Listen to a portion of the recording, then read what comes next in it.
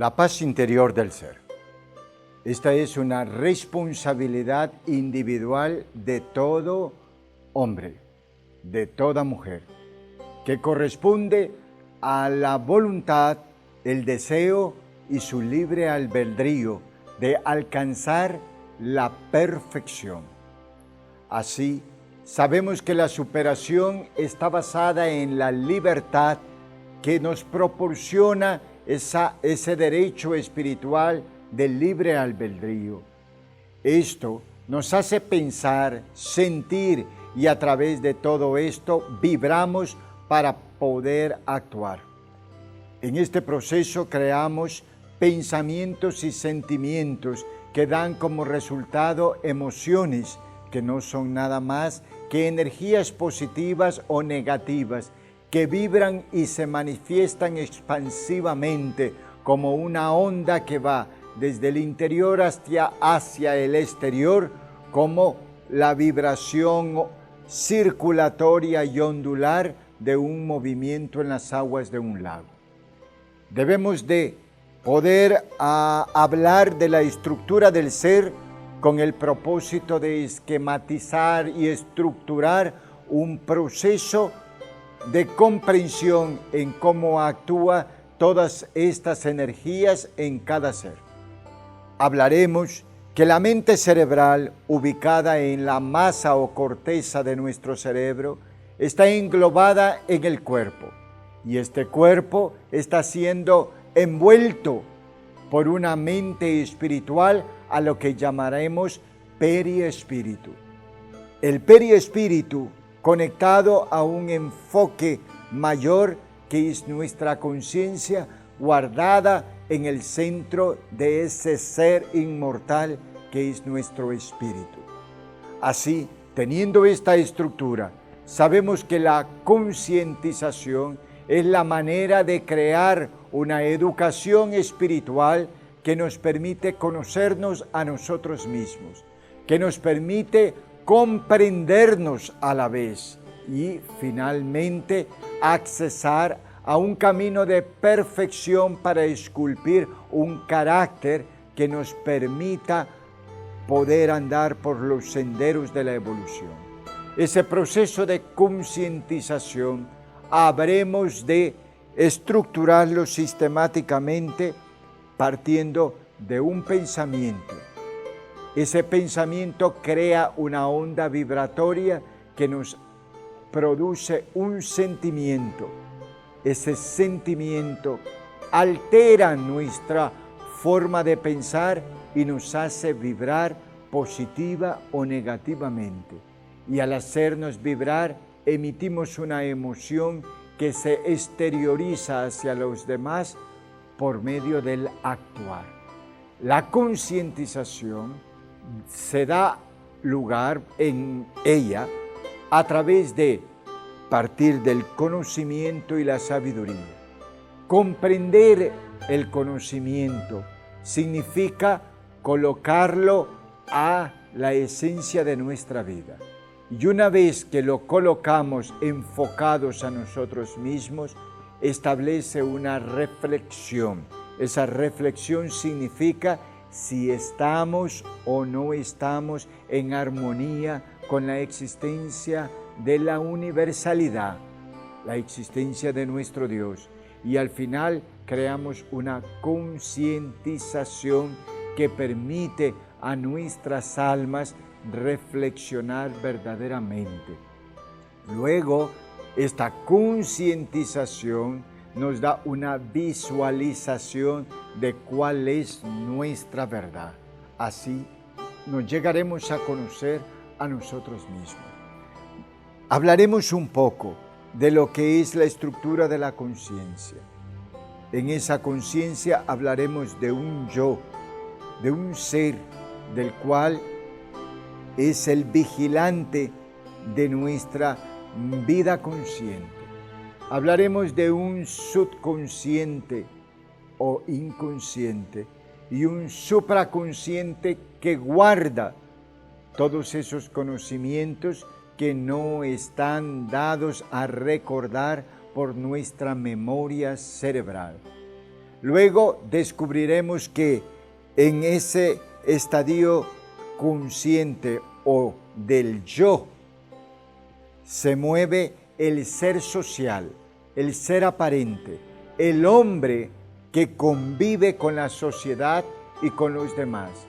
Pero eso no significa que ese hombre sea real, porque sus verdades pueden estar en los estadios más adentrados de su espíritu, en los estadios más adentrados y profundos de su conciencia, en su subconsciente o en su supraconsciente.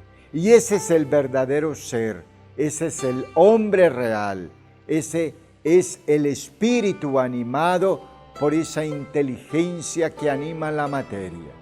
Así vamos a encontrar que, de acuerdo a ese reconocimiento de sí mismo y de verdad, se produce una vibración. El ser real vibra por acción de su libre albedrío. El ser irreal vibra por la acción del exterior, o sea, que nos vemos motivados a actuar de una u otra forma por los cánones sociales o porque nos interesa lo que opinan los demás. Cuando vibramos realmente, vibramos desde el interior hacia el exterior y actuamos como queremos actuar, y eso significa estar en paz. Cuando somos irreales, actuamos contrariamente del exterior hacia el interior y actuamos como los demás queremos o quieren que actúen. Entonces, hay una diferenciación en la conducta del ser. En la primera, al ser real, se produce una expresión. En la segunda, al ser irreal, se produce una represión. Cuando expresamos lo que queremos, actuamos con libertad, actuamos con conocimiento de quiénes somos, reflexionamos en nuestros procederes y decidimos en esa reflexión aceptarnos tal como somos, pero es de vital importancia que en esa aceptación todos los errores que encontremos los debemos de transformar hacia una metamorfosis benéfica, o sea, experimentar un cambio hacia el bien que nos conduzca a la libertad. Contrariamente, cuando actuamos en la irrealidad, actuamos bajo represión, porque actuamos con ataduras, con desconocimiento de sí mismo, porque el que actúa no es el que es. Y de esa manera no comprendemos quiénes somos, nos negamos a nosotros mismos, y al negarnos, ¿cómo puede haber transformación si no hay nada que cambiar? Simplemente somos como máquinas que nos activan para actuar, y de esa manera nos declaramos esclavos en esta vida. Transformación es por eso la exteriorización de la conducta del ser por acción de su libertad.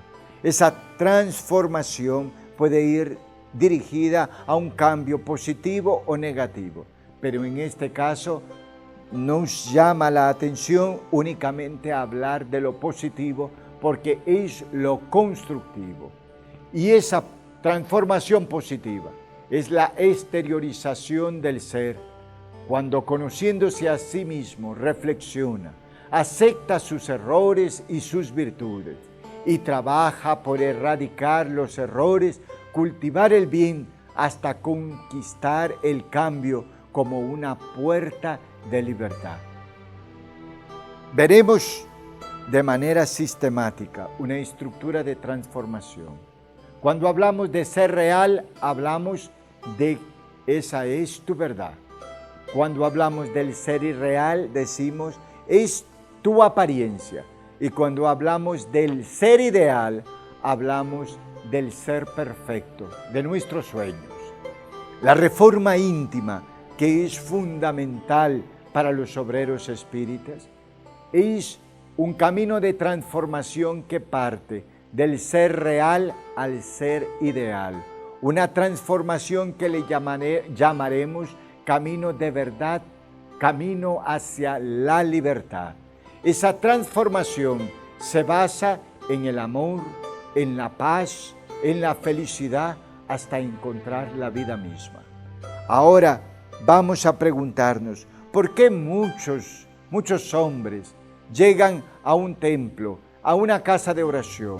Inclusive, ¿por qué muchos espíritas llegan a sus casas espíritas y siguen siendo lo mismo que han sido siempre? Porque se han equivocado en el camino de su peregrinaje y de su reencuentro con Dios. Simplemente han tomado como meta inicial el ser irreal y han creado un camino que parte de la irrealidad hacia la perfección. Y eso no hace nada más que el ser sienta que está siendo hipócrita, que no está siendo sincero. Es ahí donde aparece la culpabilidad.